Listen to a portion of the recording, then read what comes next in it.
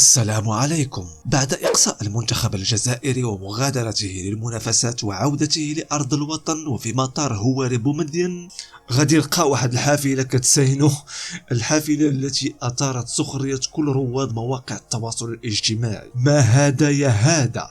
حافلة بموديل قديم ورديء وبشكل تحس وكأنك مازال في عهد الاتحاد السوفيتي. فعلا كانت مادة للسخرية ولازم تكون مادة للسخرية.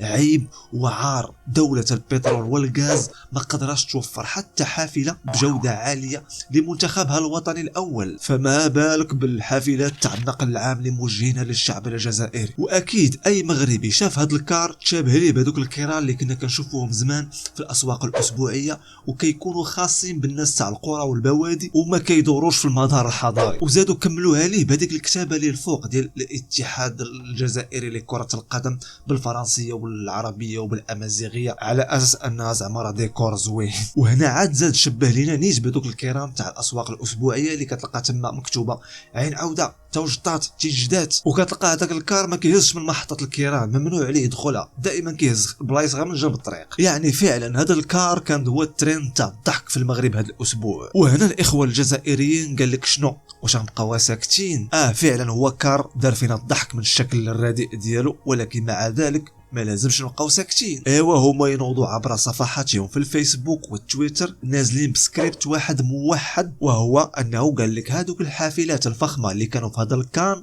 الخاصين بالمنتخبات اللي كيديهم اللوطيل والتدريب والملعب المباراه، قال لك هذوك حافلات اسبانيه وفقط المغرب استاجرهم منه في هذا الكان وغادي يرجعهم للاسبانيا فور انتهاء هذا الكان.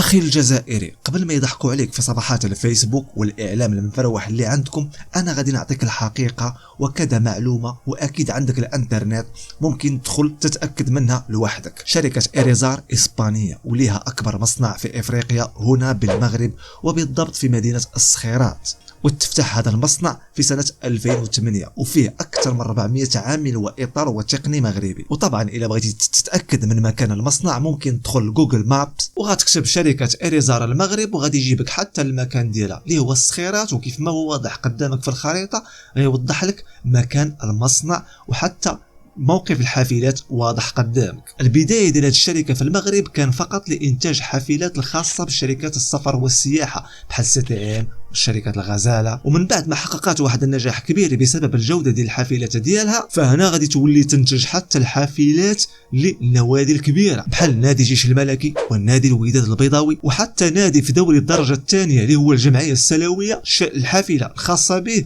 من إنتاج شركة إريزار. ومن بعد ما الكل أشاد بالجودة ديال الحافلات ديالها، فهنا غادي تتوسع أكثر فأكثر، فغتولي تنتج حافلات للنقل العام في صفقة ضخمة عقدتها مع الدولة المغربية. هنا شركة إريزار ولات كتنتج حافلات للنقل العام في كذا مدينة بحال القنيطرة، مدينة الدار البيضاء، مدينة مراكش، حافلات مكيفة بالواي فاي، وهذا الشيء كان من 3 سنوات. أما بالنسبة لمدينة العاصمة الرباط فحافلة مكيفة بالواي فاي هذا الشيء غتحقق عندنا في سنة 2017 في مدينة الرباط. المهم شركة إريزار المغرب حققت واحد النجاح كبير في السوق المغربية وصارت عندها سمعة مزيانة بسبب جودة الحافلات اللي كتنتجها. فلما المغرب صادف هذا العرس الكروي اللي هو الكان، فتم الاستعانة بشركة إريزار في توفير حافلة لكل منتخب، لأن هي الشركة الأحسن ما كاين في السوق المغربية. وفعلا الشركة ما قصرتش وأدت اللازم على أكمل وجه. وهذا كل ما في القصة. شركة إسبانية فاتحة مصنع في المغرب بموظفين وعمال وأطر مغاربة، والكل سهم في نجاح هذا الشركة